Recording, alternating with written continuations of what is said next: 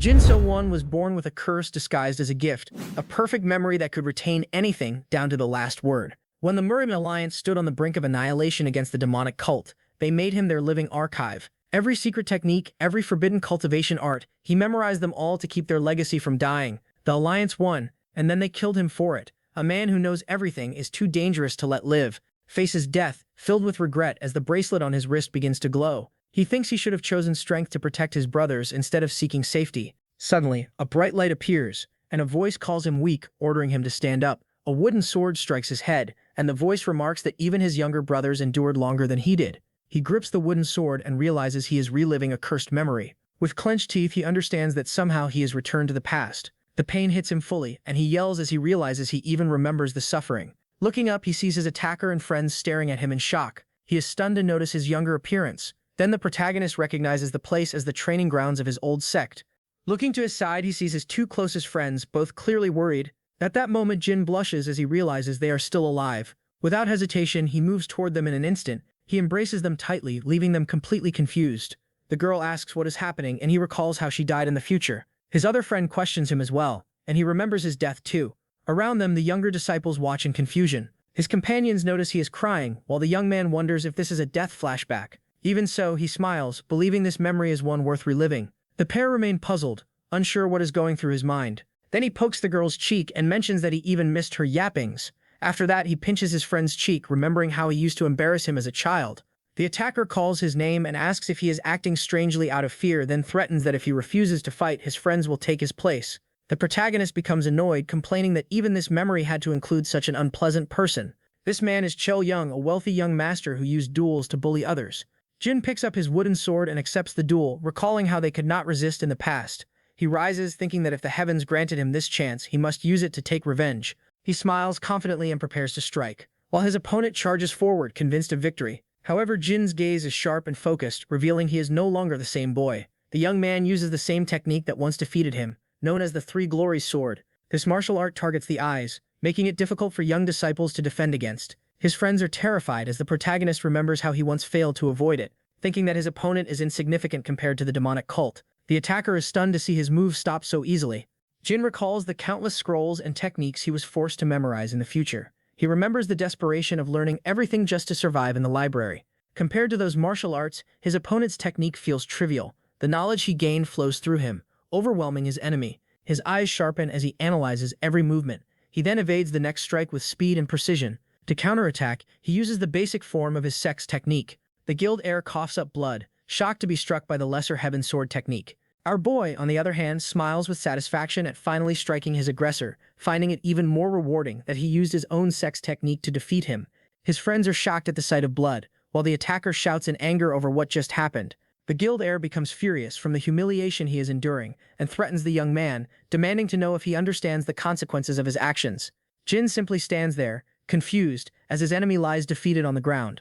One of the younger disciples nearly cries from emotion as he watches, and soon after, the children celebrate their older brother's victory. The protagonist grows slightly flustered from all the attention and praise he receives. He smiles, thinking that he has finally taught the bully a lesson and can now move on without regrets. Suddenly, he is punched in the face, catching him completely off guard. His friend shouts, asking if he has lost his mind for doing something like that. She shakes him and scolds him, warning that the guild may cut their funding because of his actions. He feels the sting of the blow and begins to wonder why it hurts so much. At that moment, he realizes the disciples are already struggling with little food, and the situation could worsen. Then his friend, with a fierce expression, insists that he must fix this immediately. Without hesitation, she punches him again, accusing him of speaking nonsense. The young man collapses to the ground, completely knocked out by his own sect mate. As his consciousness fades, he finally understands that he has truly returned to the past. The scene begins with an old medicine cabinet filled with drawers. Soon after, he wakes up covered in bandages, wearing a mischievous grin. He opens his eyes and realizes he is in the infirmary, after being knocked unconscious by his friend. Lying in bed, the young man begins to recall how everything started with the return of the demonic cult. In his future, the Murray Alliance fought against them but ultimately lost the Great War. His sect, which was part of the alliance, was nearly wiped out. Amid the chaos, he was chosen because of his photographic memory. His task was to memorize all the Alliance's secret books and manuals, and he tried his best not to forget a single word. In exchange, he requested that his sect brothers be spared from the battlefield. However, the Alliance leaders betrayed him and eliminated him in the end. He believed he had died, but when he opened his eyes, he found himself back in his younger body. Along with his memories, All the knowledge from those secret manuals had returned with him. It was by using that knowledge that he managed to defeat the bully who once tormented him. Back in the infirmary, the protagonist wonders how all of this is even possible. He notices his body is young again, yet the bracelet on his wrist came with him from the future. This is the Blue Dragon bracelet, which he took from an enemy, and it began to glow at the moment of his death. The young man wonders if the bracelet is what brought him back, when suddenly someone shouts his name from outside. Shortly after, the bully's father arrives in a rage, threatening to cut off the sect's financial support. The woman tries to calm the situation, explaining that the boy was also injured during the duel. However, the man refuses to listen and demands punishment for the protagonist. The sect leader apologizes humbly, while the wealthy man continues to berate him.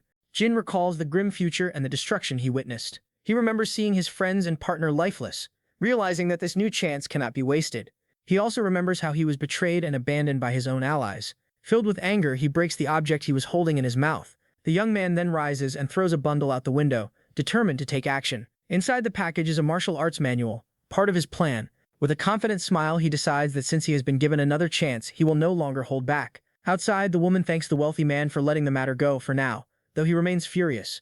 Suddenly, the protagonist appears on the roof and asks if they were looking for him. He jumps down and introduces himself with a smile, using the nickname given to him by the man. Both are shocked by his sudden appearance. The bully's father grabs him and demands to know if he was the one who hurt his son. Jin responds that they are not that far apart in age, making such a question unnecessary. This remark confuses both the young man and the guild leader. Realizing his current age, he changes the subject and questions the commotion. The man accuses him of using dirty tricks and claims his son was merely passing through. The protagonist replies that the man's son had been bullying several younger disciples for days. With a serious expression, he states that if the heir is truly that weak, he will never enter the Marine Academy. The father becomes furious at his audacity, while his aide attempts to calm him down. The man then grabs Jin and threatens him, saying the sect will suffer the consequences. The young man turns his head slightly and questions what responsibility he is supposed to bear. The guild leader laughs, claiming the Taiyul sect is already struggling and that he can easily find another partner. He finishes by warning that without his support, everyone there will starve. It is explained that the sect belongs to the 108 Peaks, a division of the Murim Alliance, which allows them to recommend one disciple to the Murim Academy without testing. However, the bully is not truly part of the sect, but the wealthy heir of a merchant guild. To secure a position, his father paid for him to join as a disciple. Knowing this, the protagonist calmly tells the man to proceed with his threat. With a confident smile, he declares that he will take full responsibility and challenges the man to withdraw his support. He then grabs the guild leader's wrist, showing no fear, and questions why the man would choose such a weak sect for his son. The father is left speechless by his defiance. Jin recalls how, in his past life, his sect obeyed every demand, yet still suffered betrayal after helping the man's son. He steps closer and whispers that only the Taiyul sect can save him. However, he knows that in the future, the guild still abandoned them. The leader is stunned by his confidence. Jin then turns away and walks off, stating that relying on others for protection is meaningless and that strength must be earned independently. Enraged, the man lunges at him, but the protagonist remains calm, having already learned this lesson once before. He then begins to consider how he will grow stronger, though he has yet to form a clear plan. The scene shifts to a mountain landscape at dawn. Within these mountains lies a dark cave filled with strange glowing webs, where the protagonist heads to achieve his goal. He knows it will not be easy with his sect's weak techniques, so his only option is to obtain immense power through a legendary elixir. Fortunately, he memorized the Alliance's secret elixir records. His plan is to use that knowledge to gather every elixir for himself. However, the guardian of the cave is far more unsettling than he remembered. Even so, he prepares himself, knowing that obtaining the 10,000-year-old fire ginseng is the first step. The young man moves forward and attempts to attack using his sect's sword technique, but stops midway, realizing that both his strength and skill are still lacking. Instead, he picks up a wooden torch and considers another approach. With determination, he recalls a lesson from his past life, understanding that mastery of the sword alone is not enough. The protagonist no longer cares about honor or the traditional path of martial arts. He believes that victory is the only thing that matters, regardless of the method used. Clenching his fist, he feels grateful for the knowledge he has gained, and with a faint smile acknowledges the unintended help he received from the Murim Alliance. According to the records, the spider guarding the cave is vulnerable to fire. Taking advantage of this weakness, he easily defeats the creature using flames. The firelight then reveals the prize hidden within the cave. With the guardian gone, he finally approaches the ginseng. The young man reaches out to take the plant, but suddenly stops and decides that he must proceed with caution before claiming it. He then screams in despair, claiming that the result is far from enough. He complains that even after consuming such a rare herb, his internal energy has barely improved. The young man criticizes his sect's method, stating that it produces only a negligible amount of energy. With his hands pressed against the ground, he grows completely frustrated with his lack of progress. He falls into despair, realizing that at this rate he will not be able to face the trials ahead. Lying on the cave floor, he understands that he cannot protect his sect like this. In his memories, he sees his friend being used as a shield during the Great War, and recalls his companions vowing that in this life they would not be lost in vain. Witnessing their tragic fate, he concludes that the only way to save them is to enter the academy. However, he scratches the ground in frustration, acknowledging that with his current strength he would not even qualify for admission. The young man cries out in despair, convinced that if things continue this way, nothing will change and the future will repeat itself. At that moment, a drop of mysterious liquid falls from the cave ceiling. Lying there, he thinks that what he truly needs is more energy and a stronger elixir. Suddenly, an idea forms in his mind as he recalls his enemy's elixir. In the past, the bully's father spent a fortune to acquire a rare pill for his son. However, just one day before the heir was meant to consume it, the elixir disappeared without a trace. Since that event has not yet occurred, he realizes he still has a chance to act and seize it. With a confident expression, he believes he can identify the thief, reasoning that every crime leaves behind clues. The protagonist dives into his memories to unravel the mystery. He searches through his recollections and focuses on the Moram Alliance's monthly reports. His mind functions like a vast library, and a trail of connections begins to form. These clues guide him through endless corridors of memory as he continues his search. He is certain that if he examines everything carefully, the answer will reveal itself. With that, he reviews entry logs and mission reports, gradually piecing together the information. Names and events begin to connect, and eventually a primary suspect emerges. Other renowned warriors are also linked to the case, further strengthening his deductions. After an extensive search, he finally discovers the clue he needed within a scroll. Clasping his hands, the protagonist concentrates, making full use of the knowledge he accumulated. He realizes that his ability as a living archive is finally proving valuable. As the bracelet on his wrist begins to glow, he decides that he will claim the snowplum pill for himself. Standing over the defeated monster, the young man wonders what is happening as the blue dragon bracelet emits a powerful light. Suddenly, the bracelet releases a strange energy, startling him as he struggles to understand what is occurring. The energy moves toward the spider's body as if it possesses a will of its own. It begins extracting something from within the creature, glowing red. The bracelet appears to absorb the energy from the monster's inner core. He is shocked to realize that it is draining the spider's core directly. Outside the cave, a burst of light startles nearby birds. Inside, the creature's energy begins flowing into the young man's body. The dark aura from the core surrounds him as he absorbs it, and he feels immense power surging through him. His eyes glow with a blue light, revealing the strength he has gained. He laughs in disbelief at the sudden increase in power. He recalls that this bracelet was a trophy from a battle he nearly lost, originally kept as a reminder of that victory. Now, however, it is activated unexpectedly. Clenching his fist, he feels the energy being refined by the bracelet. It purifies the spider's corrupted power and channels it into his body. As a result, the purified energy merges with his sect's cultivation method. He rejoices, realizing that his internal energy has significantly increased and that fate has not abandoned him. Meanwhile, at a banquet, guests discuss the rare elixir purchased by the guild leader. A young master boasts that his father acquired an exceptional medicine just for him. Hong Sarian, the sect leader's daughter, appears visibly annoyed by the conversation. She wonders where the protagonist is and what he has been doing. She recalls the day of the duel and thinks that she should have intervened instead of letting him face the consequences alone. She suspects that he may have left because of how he was treated. The guild heir continues speaking, mocking the protagonist and calling him foolish. Suddenly, one of the sect's younger disciples runs toward her, calling her name. The child arrives excitedly, carrying a plate of food meant for her. The other children gather around happily, while the young master lies unconscious nearby, having been dealt with by them. It becomes clear that the younger disciples took revenge on the bully who tormented them. The young master eventually storms off in anger, vowing that he will seek revenge once the banquet ends. The young woman scolds the children for bringing food outside instead of eating properly, but one of them notices her expression and asks if she is thinking about her older brother.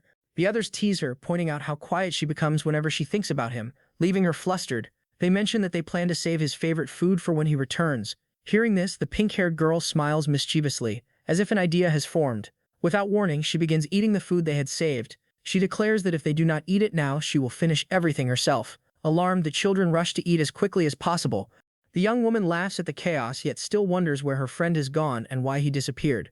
She mutters that he is an idiot for making everyone worry. Night falls and the celebration continues under lantern-lit skies in the guild's courtyard. The guild leader drinks and celebrates with his guests, while the heir enjoys himself with friends. A dancer performs to entertain the crowd.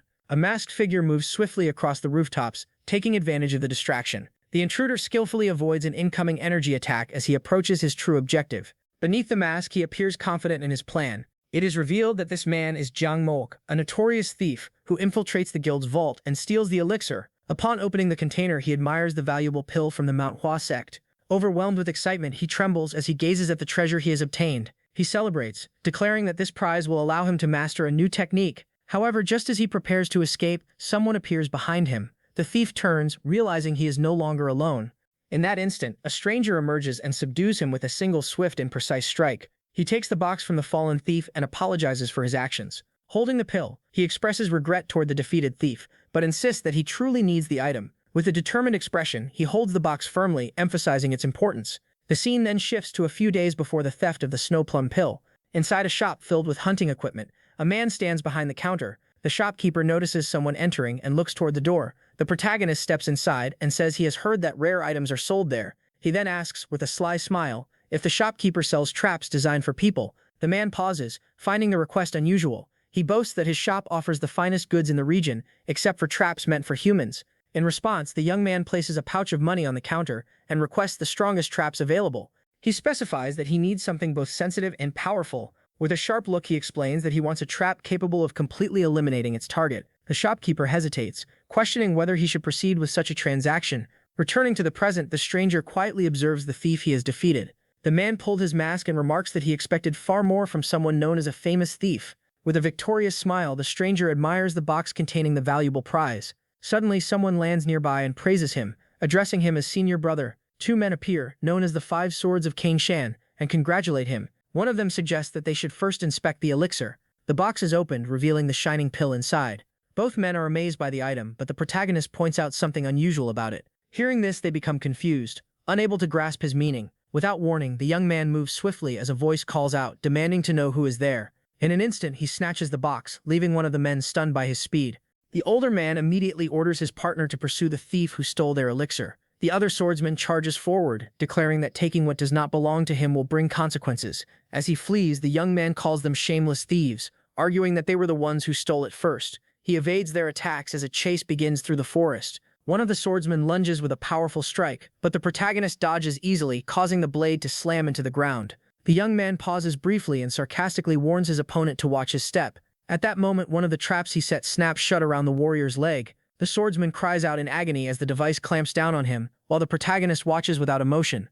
The injured man breaks into a cold sweat as his scream echoes through the dark forest. His companion calls out in concern, but the young man calmly states that he had already warned him about the danger. Enraged, the remaining swordsman accuses him of cowardice for relying on tricks. He charges forward, demanding that the masked figure reveal his identity. The young man turns and mockingly asks if he is being addressed. He then questions whether the warrior expects him to reveal his master and sect. The protagonist then introduces himself as the new owner of the Snow Plum Elixir. The scene shifts as it is explained that he uncovered everything by analyzing records. He searched for martial artists who experienced sudden increases in strength, which led him to these two men. Realizing this, the swordsmen are shocked and question how he knows their identities. The young man confirms that he is fully aware of who they are, prompting one of them to issue threats. In anger, the man warns him of the wrath of the Kangshan sect and the Murim alliance. The protagonist responds mockingly, asking whether one thief can accuse another of stealing. The protagonist's eyes widen as he observes his opponent's determination. The man slams his fist against the ground and shouts that such tricks will not defeat him.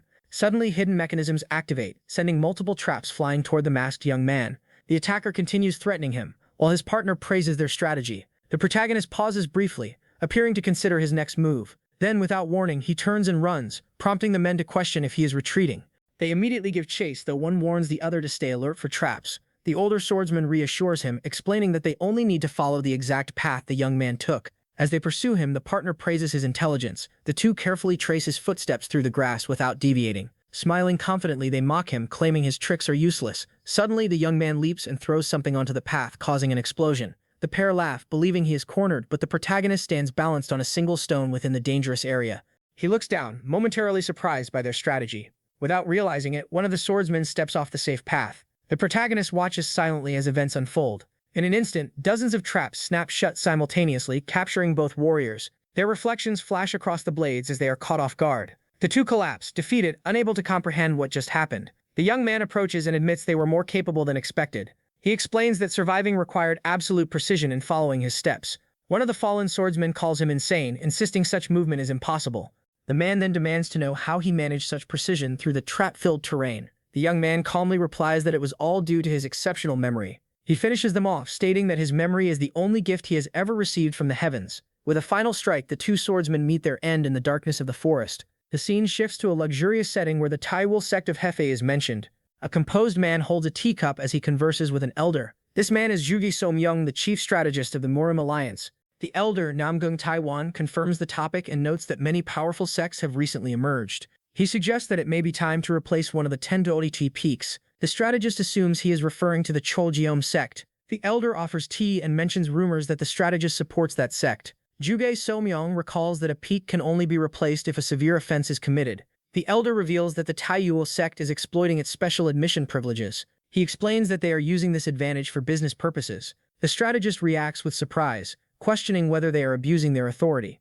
With a sly smile, the elder implies that greed is driving their actions. Elsewhere, an inspector raises a similar concern, questioning whether the sect is misusing its status. The scene shifts again to the guild, where a bird observes the surroundings from above. Inside, the guild leader sits with the inspector, attempting to explain himself. He nervously insists that there is no misunderstanding and that he is not seeking a place among the 108 peaks. The inspector responds that such privileges were granted to honor those who fought in the past. As he pours tea, he remarks that it is disheartening to see those values fading.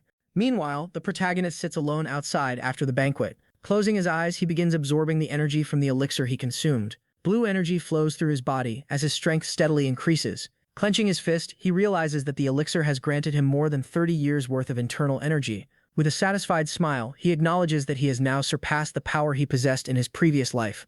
Rising to his feet, the protagonist begins walking through the guild's corridors. Arriving in the room, he finds one of the younger disciples asleep at the table. The boy wakes up in surprise and is overjoyed to see that the master has finally returned. He says that the master had been gone for days and that he feared something terrible had happened. The child seems confused by the sudden request, but explains that the kitchen is already closed. The protagonist then offers a handful of coins, stating that he will pay for everything in advance. The young disciple becomes excited and runs off to wake the cook. Watching him leave, the protagonist smiles and thinks that money truly influences everything. He recalls how he previously used the blue dragon bracelet to earn money. The artifact was not limited to monsters, as it could extract life force from any living being. Using this power, he hunted a tiger and converted its energy into internal strength. He remembers visiting a shop to sell the tiger pelts he obtained. The young man realizes he has found a reliable way to earn money, but also understands the danger behind the bracelet's power. He considers that such an ability could easily be mistaken for techniques used by the demonic cult. The bracelet closely resembles one of the Muriam Alliance's forbidden arts, and if discovered, his sect would be at risk. At that moment, the boy returns with the food, pulling him out of his thoughts. The protagonist's eyes brighten as he praises the meal prepared by the cook. As he eats, the child watches curiously, wondering why he has not left yet. The young disciple then asks if the master has heard the latest rumor circulating around. He explains that the Merchants Guild hosted a banquet to celebrate a rare elixir they acquired, but during the event, the item was stolen by a mysterious thief. The boy adds that the culprit must be highly skilled to have left no trace behind. Hearing this, the protagonist chokes on his food, knowing that he is the one responsible. The boy hurriedly offers him water, while the master composes himself and pretends nothing is wrong. The young man asks whether the Alliance has identified the culprit or detained anyone for the crime. He grows uneasy at the thought that an innocent person might have been blamed. The boy explains that the trail went cold too quickly and no suspects were found. Jin feels relieved but pretends to sympathize with the guildmaster for losing such a valuable item. The little disciple continues, saying that because of the incident, the banquet ended early, though another celebration will be held soon. When he hears that the next banquet is for the Iron Sword sect, the young man grows tense. The boy explains that the event is to celebrate their leader's 60th birthday. The protagonist remembers that this banquet occurred in his past life. He recalls the scene vividly, including a man lying on the ground during the event. In his memory, he sees his father's furious expression after being humiliated. He also remembers his own battered condition and the pain he endured. On that day, his father was forced to kneel and beg for forgiveness in front of everyone. He recalls shouting in desperation as he witnessed the entire ordeal. Worst of all, he knows that his father suffered humiliation because of him. Anger rises within him as he clenches his fist, determined to change the outcome this time. Because of this, he resolves to avoid the Iron Sword sect entirely. The protagonist suddenly stands and thanks the boy for both the meal and the information. He begins to leave, unwilling to let his father endure that humiliation again. With that resolve, the young man rushes out to carry out his plan. However, his plans changed drastically when he found himself in the middle of a deadly confrontation at the festive event itself. The clashing attacks collided with tremendous force, sending bright sparks into the air and making it vibrate with the energy of combat. He ended up locked in a life-or-death duel against the grandson of the Iron Sword sect's own leader. It all started a few days earlier, when the young disciples gathered in the courtyard of the Tai sect to train. Exhausted after an intense round of physical exercises, they collapsed onto the stone steps, legs sore and aching. The three Lee brothers, known for their great strength and unwavering loyalty to one another, tried to catch their breath beneath the scorching sun. One of them complained about the unbearable heat and questioned whether training with so many repetitive strikes would really improve their technique. The brothers began joking around, recalling how they used to praise Jin So-won's incredible combat technique.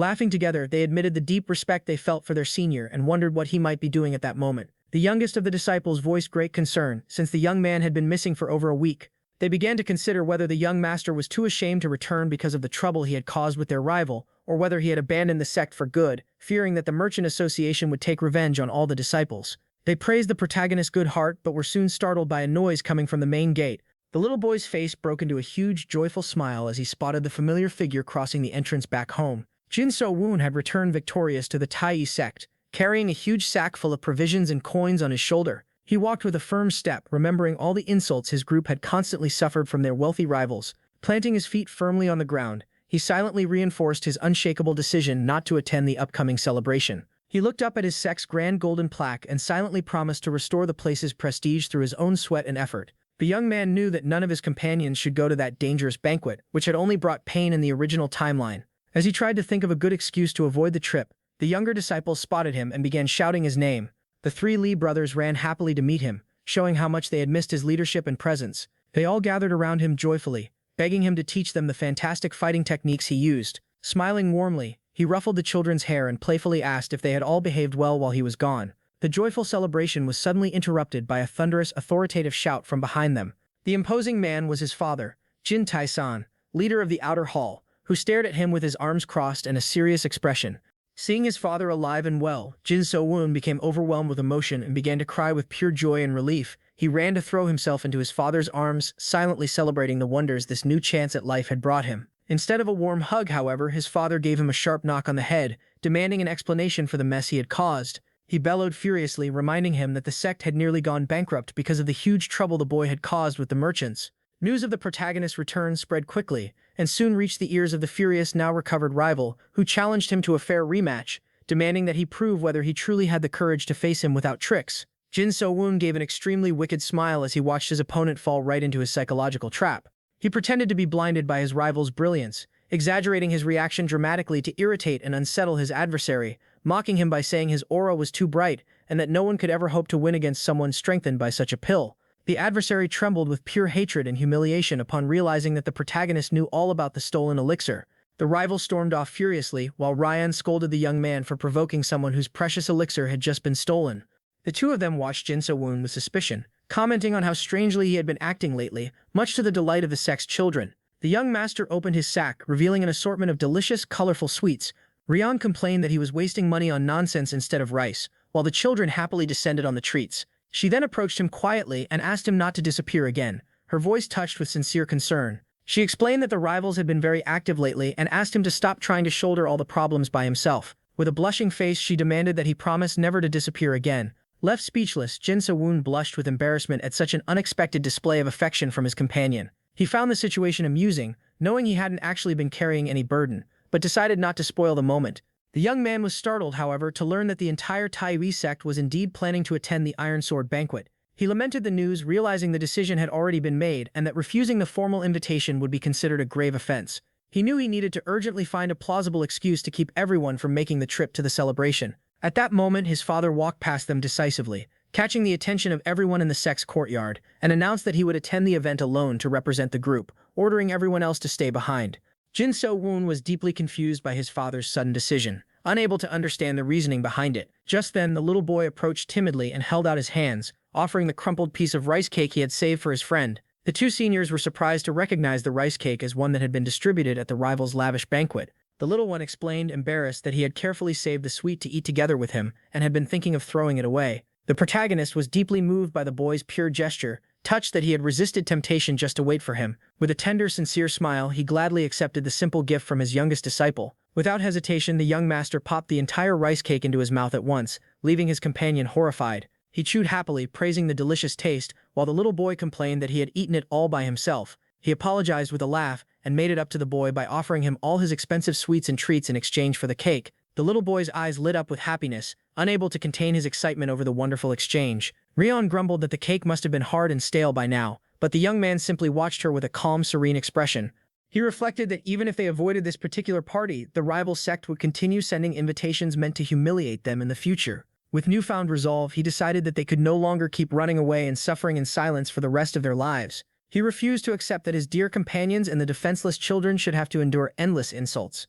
With a bold, determined smile, he decided that they would all go to the Iron Sword Banquet after all. On the day of the grand celebration, a huge and luxurious caravan of carriages advanced toward the enemy sect's temple. Upon arriving at the main courtyard of the rival palace, the members of the Tai sect walked together under watchful eyes. The protagonist studied the large, intimidating plaque bearing the rival sect's name. As he listened to his senior's advice, Master Kang Chae-sok sternly warned the young man not to do anything rash. The boy playfully asked whether his senior had come to the banquet only to keep a close eye on him the whole time. The master retorted irritably, reminding him how insistently he had pushed to join the caravan at the last minute. The merchant also scolded his son, firmly ordering him to keep his composure and avoid starting any new fights.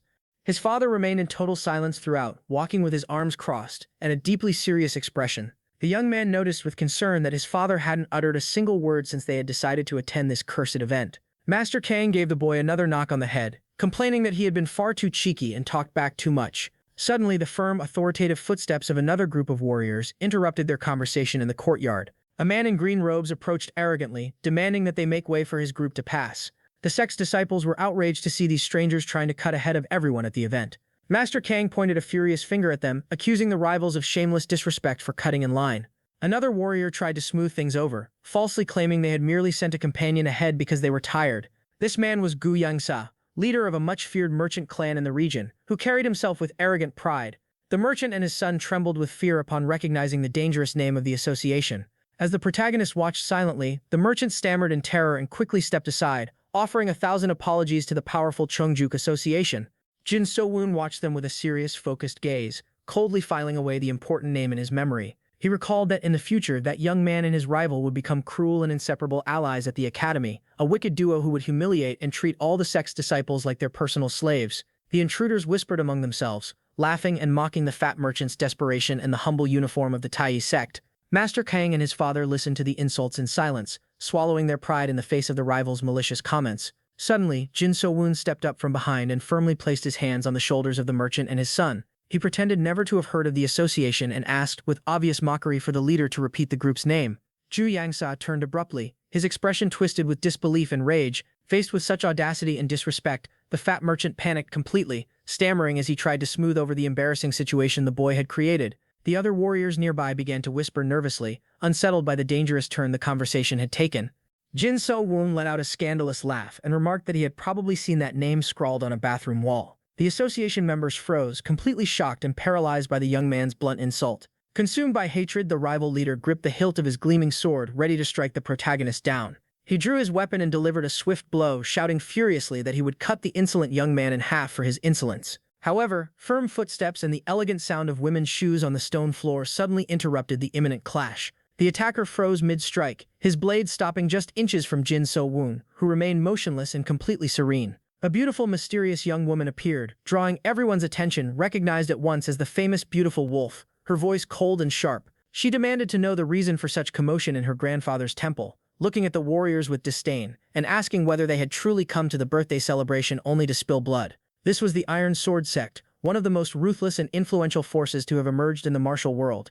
At its core, the conflict between the two factions was a struggle for political and territorial dominance over the same city. The rival sect's ambition was to utterly destroy the Tai sect in order to seize its coveted place among the great sects. In the past, the rival leader's grandson had humiliated the protagonist during the youth banquet and forced him into a duel, a defeat after which his beloved father had been forced to kneel before everyone to beg for forgiveness. He knew that this time things had to be different, that there was no room left for failure in his plans.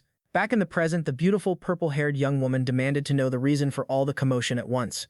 She stared coldly at the association's swordsman, leaving him visibly intimidated by her immense authority. The rival lowered his trembling weapon and tried to stammer a lame excuse, blaming the protagonist for the provocation. She cut him off firmly, however, warning that the sect did not tolerate line cutters, and telling him to go to the back. She then formally introduced herself as Song Moran, and offered a sincere apology to everyone present for the scene. As compensation for the trouble, the young woman offered to personally escort the protagonist group inside. They all began walking together through the luxurious main corridor of the enemy temple, under the young woman's guidance.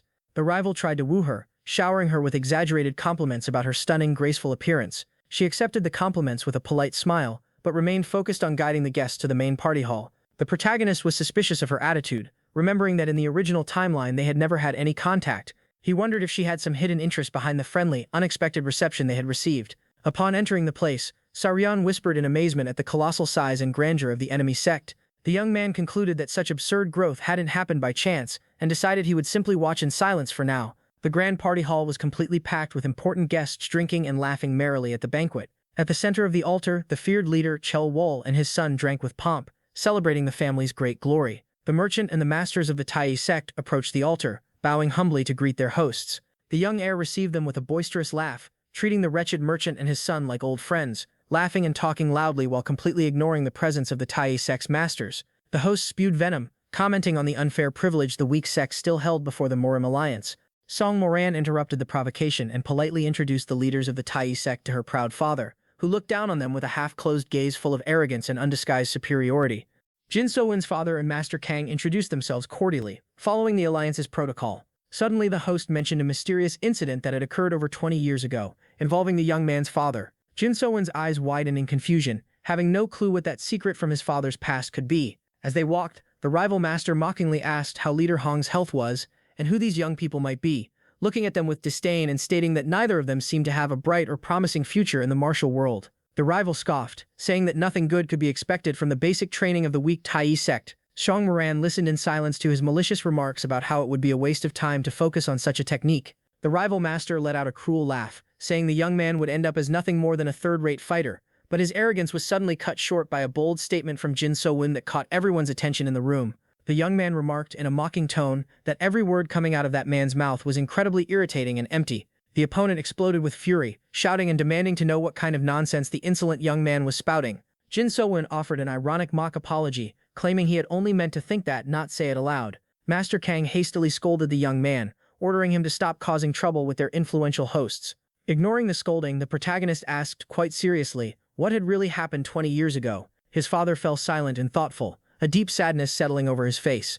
Master Kang swallowed hard and looked away, showing that this matter from the past was an extremely painful one. Just then Moran approached with a sweet smile and suggested guiding them to the best seats in the grand hall. The master accepted the generous offer with relief, gesturing for the others to follow quickly without delay. They were led to a luxurious VIP table offering a beautiful, peaceful panoramic view of the garden lake. Extremely expensive dishes and delicacies were served at the table, foods they would never have had the chance to try back at their own sect. The young man accepted the meal and asked directly why the rival leader's daughter was sitting with them. She laughed delicately, explaining that the women of her traditional sect did not usually get involved in diplomatic matters. The rival master had two talented children, the elder, the arrogant and merciless Sen Mohian, and the younger daughter, the beautiful Moran, who hid immense combat skill behind her delicate appearance. Her older brother had always monopolized the family's training resources to secure his position as heir. Even though she had started her own training late, she had proven so brilliant that she earned her own place at the academy. The protagonist devoured a chicken leg while commenting that her cunning was widely considered far superior to her brother's. She laughed, flattered, and asked whether the young man had been so interested in her that he had researched her life. She apologized for her father's hostile behavior earlier, trying to keep a friendly atmosphere at the table, and they continued to chat casually while the other disciples watched the banquet from afar. Suddenly, the protagonist set down his meal and adopted a serious tone, looking the beautiful young woman in the eyes. He asked bluntly what the real secret intention had been behind the formal invitation sent to his sect. Faced with Jin So-won's direct and sharp question, the young hostess only offered an enigmatic silent smile, replying that banquets existed only to gather great warriors and celebrate special moments in harmony. He retorted coldly, reminding her that historically most great betrayals had occurred at parties just like this one. The young woman's eyes narrowed at the sharpness of his response, betraying that she had underestimated him at first. She stood up, praised his intelligence, and said her goodbyes, claiming her free time had unfortunately run out. She bid farewell to everyone with a flawless, graceful bow before leaving the group, her footsteps echoing softly across the courtyard floor as the members of the Tai sect watched her go in silence. The Lin Zhao Moran huffed jealously, arms crossed, while the protagonist watched the young woman leave with great suspicion. In the illuminated outer courtyard, several young men from wealthy clans tried to flatter her with exaggerated compliments about her beauty, bowing ridiculously and begging for the honor of having her sit at their respective dinner tables, pushing each other aside in a pathetic scramble for her attention right in the middle of the grand courtyard. Suddenly, a maid's desperate scream cut through all the pathetic flattery of the wealthy heirs as she searched for her mistress in a panic, unaware that Moran had already escaped by climbing onto the roof. Lying relaxed on the dark tiles, the young woman ate a skewer, relieved to have escaped so many annoying flatterers. She reflected that Jin So-won had been the only interesting warrior all night, the only one who had kept his pride in the face of danger, and wondered whether he truly didn't fear her sect's power, or whether he was simply a complete fool. Her train of thought was suddenly broken when she spotted suspicious movement down in the courtyard. Sung Moran and the rival sneaking silently away from the main festivities of the temple. She recalled a rumor about a private banquet organized only for the younger disciples of the region, and found it strange that only the two of them were heading to that suspicious gathering without the cunning protagonist in tow. A malicious smile spread across her face as she realized the night still promised plenty of fun and revelations to come. Meanwhile, someone knocked gently on the paper door of the room where Moran was resting. The protagonist opened the wooden door, his eyes widening as he came face to face with the illustrious, unexpected visit of Song Moran. Surprised, he greeted her, asking what would bring such a beautiful and influential young woman to his room at such a late hour. She personally invited him to attend the exclusive youth banquet her brother had organized for the warriors. The young man politely thanked her but declined, claiming that he and his companions were exhausted from training. Song Moran smirked, insinuating that perhaps not all the members of his sect were quite so tired. He froze in shock upon hearing from the young hostess that Sa Ryeon had already gone ahead to the banquet. The young man recalled with bitterness that it was at this very youth banquet in the original timeline that he had accepted the duel that ruined his father. That historic humiliation was the main reason he had wanted to avoid the celebration at all costs. Realizing he had no choice but to go and protect her from whatever trap the rivals might have set, the protagonist suddenly stopped in his tracks, determined to confront the young hostess first. She looked at him surprised when he asked whether her own family would truly be capable of setting a trap for their guests. The young man openly accused her of playing dumb about the cruel plans her sect had against them, wondering aloud whether she was truly unaware of the sordid intentions of her father and older brother. She coldly admitted that the Tai sect was indeed a major obstacle standing in their path to regional dominance, though she proudly insisted that her prestigious family would never stoop to such a low and shameful act. The young man flashed a defiant, wicked smile at hearing that naive declaration of nobility, and made an accurate prediction that her brother would try to destroy his sect's reputation relentlessly, doing everything he could to make them the laughingstock of that night's celebration. She looked away, irritated, accusing him of being a paranoid man who saw danger in absolutely everything. He kept walking firmly forward, replying that he too would love it if all his suspicion turned out to be nothing but paranoia. The luxurious pavilion built over the artificial lake shone brightly beneath the golden light of its windows.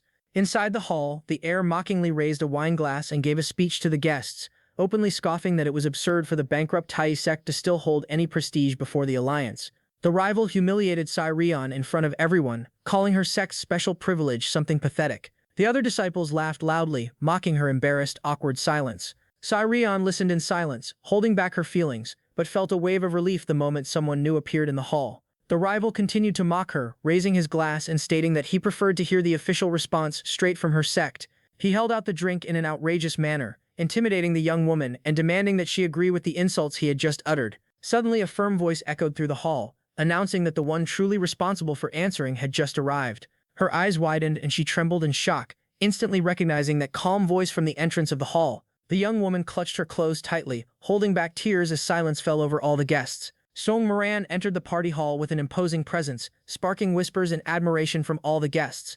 A young man tried to invite her to sit beside him, but she coldly refused, saying she had only come as an escort. The defeated rival crawled across the floor in disbelief, watching the young master enter the hall accompanied by the noble Song Moran. Jin So-woon simply gave a cold half-smile, asking with irony whom exactly his adversary was even referring to, and questioning aloud whether a coward who watched his companion being humiliated even deserved respect. So-Ryan shouted at them to stop the fight immediately, demanding to know what on earth the protagonist thought he was doing there. He playfully feigned innocence, claiming he had only come because he was worried she might cause another scene, though he discreetly glanced toward the corner of the room, quietly gauging the crowd's reactions. The young man noticed two great prodigies from the wealthiest sects still talking quietly near the honor altar. Namgong-san, a legendary prodigy warrior considered the most brilliant hidden dragon of his generation, and beside him, the rival heir Song Moran, known for his destructive strength and sadistic temperament. The bastard novel. Song Moran rose furiously and asked, with open disdain, whether the protagonist had decided to meddle in other people's conversations, smirking as he warned that the meddling boy would take all the consequences in his companion's place.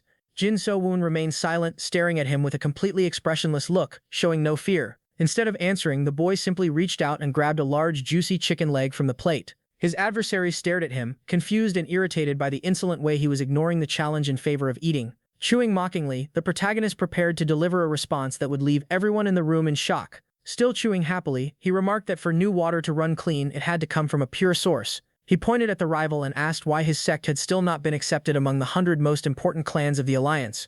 With a provocative smile, he revealed that the real reason was the bloody internal conflict that had occurred 60 years earlier. The adversary's eyes widened and he turned pale, realizing the protagonist knew his family's darkest secret. Jin So-woon recalled the terrible tragedy in which brothers of the same blood had drawn their swords against one another, fighting to the death for control of power. The young man pretended to sound understanding, saying that although they were strong warriors, their disloyalty was undeniable, and ironically asked who would ever have the courage to trust their back to a group of traitors in a real battle. Jin So-woon blinked mockingly and stated, with open cynicism, that he preferred to keep his distance from such untrustworthy people. The other warriors present murmured in shock, realizing the alliance would indeed hesitate to accept the rival sect as allies. Completely beside himself with rage, the enemy advanced and violently grabbed the collar of the protagonist's robes, shouting furiously and demanding to know how the young man dared bring up the most shameful incident in his sect's history. Suddenly, an imposing figure appeared behind them, demanding to know what the aggressor thought he was doing. Intimidated by the master's terrible presence, the aggressor let go of the collar and backed away, stammering fearful excuses. The heir Song Mo-hyun stepped forward and warned that disrespecting a guest of the house was an unacceptable offense, staring coldly at everyone present and stating that this insult was the same as spitting directly in his face. Morin tried to intervene on the protagonist's behalf, but her older brother told her sharply to stay quiet and not meddle, accusing the young man of maliciously ruining the banquet's atmosphere and turning the discussion into something ugly. Worried about the imminent dangers, Sa Ryan bowed and offered a sincere apology, taking full responsibility upon herself. To everyone's surprise, Jin So-won peacefully accepted the blame instead, admitting that he was the one who had spoiled the celebration. He bowed respectfully before the rival heir, claiming he had no justification for his actions. Moran watched the scene in total shock, unable to understand the cunning young man's sudden peaceful attitude. He apologized to the rival as well, leaving Sa Ryan speechless at such sudden humility. The heir stared at him with a cold, calculating gaze as the protagonist announced that they would be leaving the party. Jin So-won called the young woman to his side and began walking toward the exit, while she followed him, still very confused and trembling. However, the rival's cold, sharp voice ordered them to stop before they could leave the courtyard, stating with disdain that letting them go without paying for the insult would completely ruin his sect's reputation. Jin So-won glanced sideways as the enemy boasted of his prestige as grandson of the organization's supreme leader. The other disciples smiled maliciously, well aware that their host would never let the incident slide with mere words. Song Mo-hyun laughed manically and formally challenged him to a martial arts duel in the courtyard. Shorin, seeing her cruel brother issue the challenge, Sa Ryan tensed up, realizing there was no longer any way to avoid the confrontation. Unexpectedly, the protagonist let out a dark laugh, clearly pleased with that very reaction, celebrating loudly that destiny was finally unfolding exactly as he had planned from the very beginning. With a victorious look, satisfied that his carefully laid trap had worked perfectly, he watched as Moran observed him from afar with great anguish, fearing the worst for the young disciple's life and trying to find some way to intervene.